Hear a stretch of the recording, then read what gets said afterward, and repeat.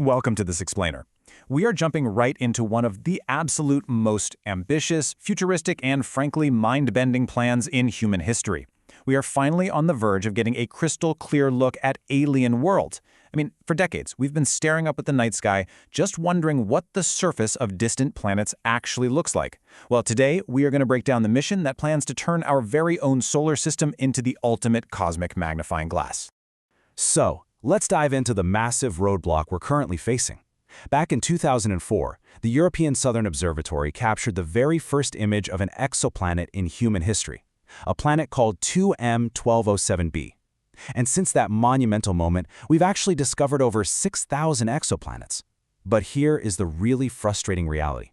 Despite deploying our most advanced technology, including the $10 billion James Webb Space Telescope, our images of these worlds are still just fuzzy pixels. You can barely even distinguish the planet from the star it orbits. Because they are so exceptionally far away, all their defining features are lost in this blur, which leaves us completely blind to the possibility of civilizations thriving right in front of us. Now you might be wondering, why don't we just build a bigger telescope? Well, a telescope's ability to capture a sharp image depends heavily on the size of its mirror, right? A larger mirror gathers more photons from the source. Now the James Webb has a gigantic mirror. It measures about 6.5 meters across. But to capture a perfectly sharp, detailed image of an exoplanet light years away, we wouldn't just need a slightly bigger mirror. We would theoretically need to physically build a space telescope with a mirror stretching over 100 kilometers wide. And from an engineering and logistical standpoint, building and launching something of that magnitude into space is, well, it's physically impossible. But okay, let's play make-believe for a second and pretend we could build a 100-kilometer mirror. We would immediately hit another deeply frustrating roadblock, and that's the glare. A host star's glare outshines its orbiting planet by billions of times. So an enormous telescope would actually just capture far more photons from the star, completely drowning out the planet. The hunt for these worlds is exactly like trying to spot a tiny firefly hovering directly in front of a blinding stadium floodlight in the dead of night. Even if we use devices called coronagraphs, which are specifically designed to block starlight, the difference in brightness is just way too overwhelming. The brilliant blueprint to bypass all of these seemingly insurmountable roadblocks actually stems from a historical theoretical breakthrough. Back in 1915, Albert Einstein published his theory of general relativity, showing that giant celestial objects actually warp the fabric of space-time. Well, a Czech engineer named Rudi Mondel read this and proposed a wild idea to Einstein. If gravity warps space, shouldn't it also bend light passing near it, acting exactly like a giant lens? Prompted by Mondel, Einstein published a short note in 1936 predicting this exact gravitational lensing effect. Now, Einstein himself thought the precise alignment required in our chaotic universe meant humans would never actually observe this. But he was proven wrong.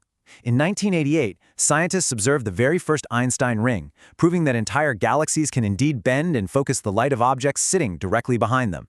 And that historical theory is the foundational bedrock of the $40 billion Solar Gravitational Lens, or SGL, mission. Since we can't build a 100-kilometer glass mirror, scientists realized we don't actually need to. We already have a gargantuan object right here in our own backyard. The SGL mission plans to literally use our own sun as a magnifying glass. By positioning a telescope in the exact right spot, we can use the sun's immense gravity to bend and focus the photons traveling from a distant exoplanet, which effectively blocks out the host star's glare in the process. It's an incredibly elegant solution. So, how exactly does this extraordinary process work? First, we have to perfectly align our target exoplanet, our sun, and our telescope into a straight line. As the exoplanet's light passes the sun, it bends, creating this distorted circle of light. That's the Einstein ring we talked about. However, this ring is just a stretched-out, distorted image of a tiny fraction of the planet. To get the whole picture, the telescope has to physically shift its position to capture multiple Einstein rings from different parts of the planet. And then, the real magic happens. Advanced AI computer algorithms take over, processing these completely distorted rings and piecing their pixels back together exactly like solving an infinitely complex cosmic jigsaw puzzle.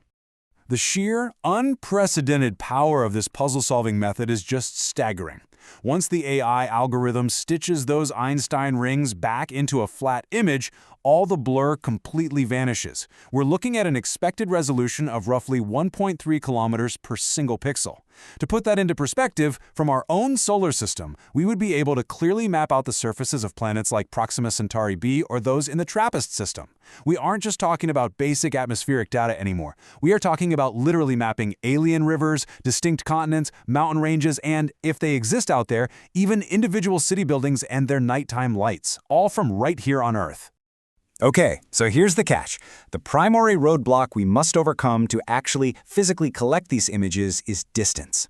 Because the sun is so huge, the light it bends doesn't come to a focus close by. To reach the exact focal point required to capture these perfectly aligned Einstein rings, our space telescope has to travel a mind-bending 550 astronomical units away from Earth. Now, 1 astronomical unit is the distance from the Earth to the sun, so we have to go 550 times further out into the deep, dark abyss of space just to position the camera.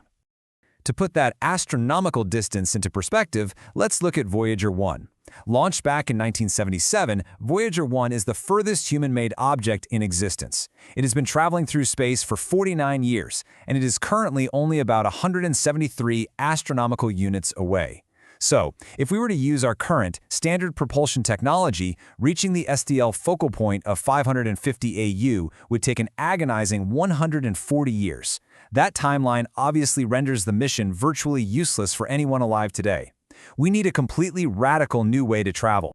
And the ultimate triumph over this immense distance barrier relies on abandoning traditional rocket fuel entirely. Instead, we're going to use solar sails. While photons, particles of light, don't have mass, they do carry physical momentum. And our sun constantly fires trillions of these photons in every direction every single second. Solar sails are sprawling, ultra-lightweight, and highly reflective surfaces designed to catch these photons. As the light particles crash into this highly reflective material, they transfer their momentum, physically pushing and accelerating the spacecraft completely without fuel. Now, launching the entire heavy telescope all at once wouldn't allow the solar sails to generate enough acceleration. So, the clever plan here is to launch the telescope divided into 6 separate submodules, each carrying distinct components like the mirror or the coronagraph. These modules will dive exceptionally close to the sun to execute a high-speed gravity slingshot maneuver. Then, right at the perfect moment, they unfurl their highly reflective solar sails. The combination of the sun's gravitational throw and the extreme momentum push from the photons will accelerate these submodules to mind-boggling speeds of 25 to 30 astronomical units per year. This cuts the travel time down drastically, meaning they can arrive at the 550 AU focal point in just 20 to 22 years. Of course, flying fragile technology that close to the sun and then sending it out into the freezing void for 2 decades carries extreme risk. Equipment can fail, modules could accidentally be destroyed. To solve this, scientists plan to treat the mission as a continuous chain. Rather than one single launch, they'll launch new submodules every few months. This rolling deployment completely mitigates the risk of a single catastrophic failure ruining the whole shebang. Plus, because AI and imaging technologies evolve so incredibly fast, this continuous stream allows us to inject the absolute newest, most advanced hardware into the mission year after year. As more modules arrive at the focal point, we gain multiple observation angles, which rapidly increases the speed and clarity of the final alien map. Building and deploying hundreds of these submodules is going to cost an estimated $40 billion, making it the most expensive telescope in human history. But when you place that number in context, it's totally achievable. Adjusted for inflation, the Apollo missions cost around $39 billion over just 13 years. The United States defense budget is a staggering $1.4 trillion. Even private companies like SpaceX are valued in the hundreds of billions. Comparing these figures proves that seeing alien worlds isn't really a problem of lacking funds. It is entirely a matter of human willpower and our collective desire to explore the unknown. And honestly, the most exciting part is that this isn't science fiction. The preliminary demo phases already succeeded in 2023. Scientists are currently estimating a full-scale launch around 2035. This means that by 2055 or 2057, we could be looking at actual high-definition photographs of alien mountains and oceans. But it goes even further than just pictures. By continuously sending these modules hundreds of astronomical units away, we are effectively laying the deep space infrastructure for a future galactic internet. Just as we seamlessly communicate across continents today, this network could one day allow high-speed data transmission across our entire solar system, and perhaps eventually to other star systems entirely.